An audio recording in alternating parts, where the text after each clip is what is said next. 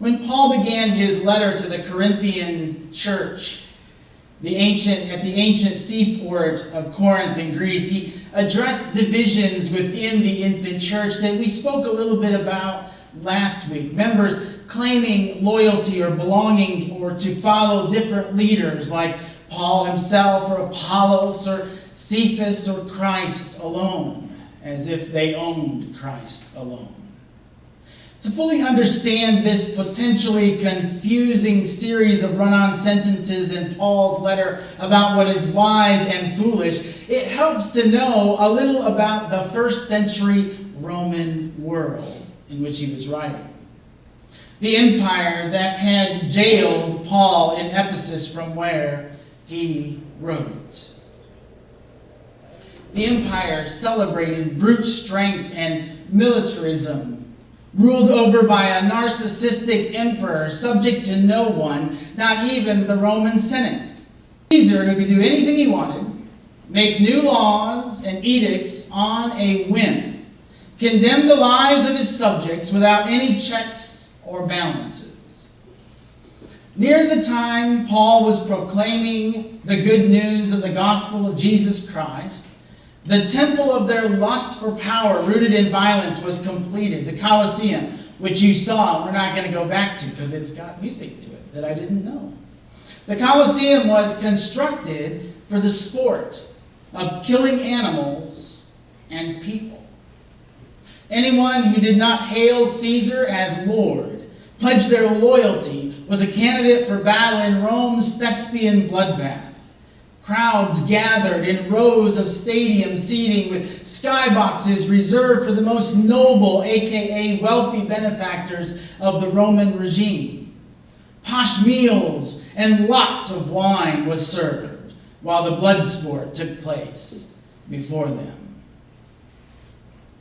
For the message about the cross is foolishness to those who are perishing, but to us who are being saved, it is the power of God. Those we name as heroes or gods do not usually succumb to the hands of evil as Jesus seemingly did on the cross. So the message of the cross is foolishness in the eyes of the Roman world and in the eyes of this current world, perhaps. Our conventional wisdom about our heroes does not include being overpowered by rulers of greed and violence, deceit, tyranny, and oppression. Our heroes are winners, not losers, not the low or despised, not the weak or the foolish. We have high standards, albeit them false standards. A quick survey of heroes will make this evident to us. No human hero has lived up to the hype or legend created by their adoring fans. You can probably think of countless stories of those in our culture who have been seen as heroes, who are not perfect, and who have fallen from those pedestals of fame and fortune, and they become human, just like us. Many and most of them that we put on those pedestals have fallen from the pedestals that we erect under them, or have lived lives of deceit and shame, hoping no one will ever find out who they really are. Well, our heroes sometimes have false standards. Well, probably at some point, we have all had the experience of standing in line at the playground, or the gym, or the neighbor's yard. Two kids were chosen to be captains of a team and began picking teams. Name after name is called. The line gets smaller and you say quietly to yourself, please don't pick me last, please don't pick me last, please don't pick me last. Because no one hopes and dreams to be chosen last for anything. Because, of course, that means you're probably the weakest player, the slowest runner, the most unskilled, the least appealing, or maybe just the least popular. You're the leftover. After all, the last one picked is not really chosen, right? They're not really chosen. The last one is on the team whether they want you or not, because you're simply in the line.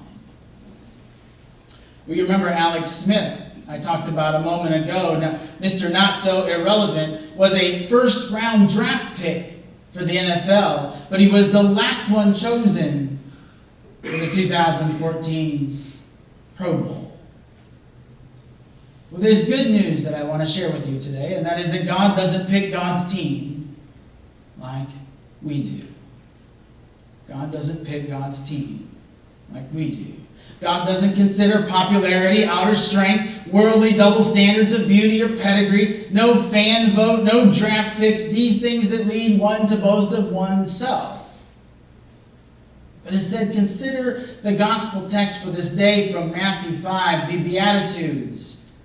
They say, happy are people who are hopeless. Happy are people who grieve. Happy are people who are humble. Happy are people who are hungry and thirsty for righteousness. Happy are people who show mercy. Happy are people who will have pure hearts. Happy are people who make peace.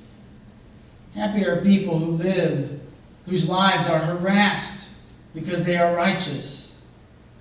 Happy are you when people insult you and harass you and speak all kinds of bad and false things about you, all because of me. God often chooses foolishly in our eyes. Characters we'd likely leave to the very end to pick. The very end to pick. Consider your own call, brothers and sisters. Not many of you were wise by human standards. Not many were powerful. Not many were of noble birth. But God chose what is foolish in the world to shame the wise. God chose what is weak in the world to shame the strong. God chose what is low and despised in the world, things that are not, to reduce to nothing things that are, so that no one might boast in the presence of God. The good news that I have for you today is that God chooses you. You. Each and every one of you. To be on God's winning team of life in Jesus Christ. The same Jesus who demonstrated God's undying love by laying down his life. To be executed on a cross by the governing authorities, only to rise in newness of life, offered to each and every one, offered to you. And the team that you are called to be a part of is the church. Christ's body alive and giving life in the world. Friends, we're members of God's team of life. Chosen by God, not above others or instead of others. Chosen with every gift and every flaw we have to be on God's winning team in Jesus Christ, because God doesn't make foolish choices. God has picked you and me to be part of God's team right here in the Kankakee River Valley.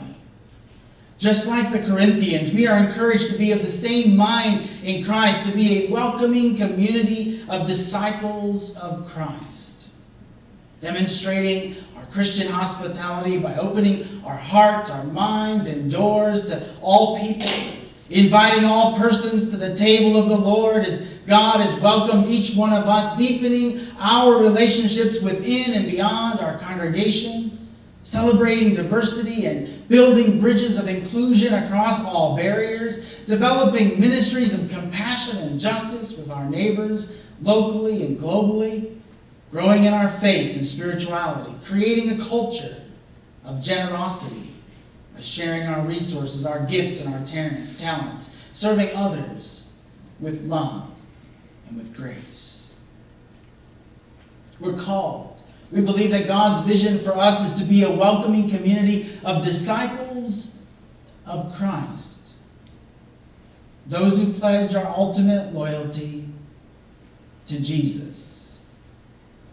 And sometimes that means we're not going to be popular. And often it means we're going to be more humble than what we would call strong.